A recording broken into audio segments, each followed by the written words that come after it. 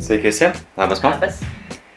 Šią seriją gaminsime avienos troškinį su slyvomis ir migdolas. Tai ko reikės jam paruošti, kokių ingredientų? Pirmiausiai tai aviena, migdolai, slyvos. Čia yra medus, sultinys avienos, aliejus, pipirai, druska, šafranas, cinamono lazdelė, kalendra, imbieras džiovytas trintas, svogūnai.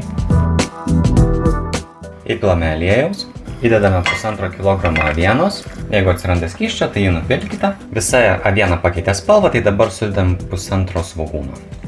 Viską gerai išmaišome ir pakepiname. Įdedame cinamono lazdelę tokią didesnę ir įdedame prieskonį. Tai čia turim 3/4 šaukštelio kalendros ir 3/4 imbiero ir tokį didelį žiupsnelį šafrano. Viską suberiame. Pamalame pipirų, viską labai gerai išmaišome. Įpilame 750 ml avienos sultinio, arba jeigu apsėmė pakankamai, tai galima pilti ir mažiau. Avienos troškinys užvirė, tai dabar sumažinsime temperatūrą ir apie valandą troškinsime nustatę žemą kaitinimą. Uždengiame dangčiu, suberiame stiklinę migdolų maždaug ir juos pakepinsime dabar. Migdolai apskrudo, tai dabar išjungsime. Patroškiname apie 40 minučių ir dabar sudėsime slyvas.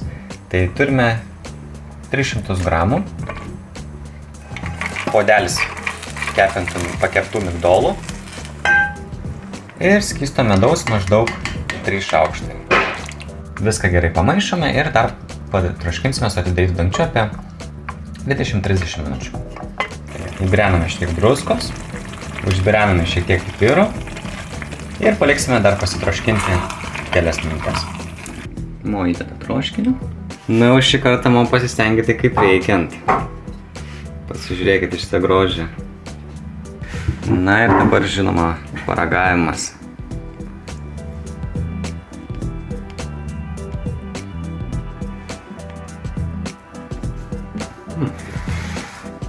Svarbiausia tai mėsos.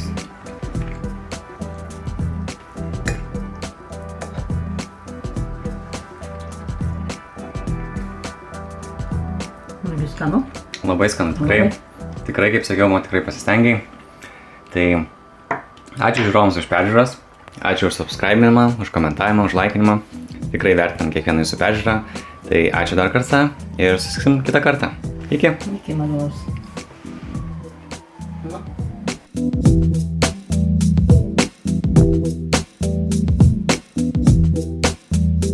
Bet aš tamo sakau, šiandien tai kaip ponai pavalgysim.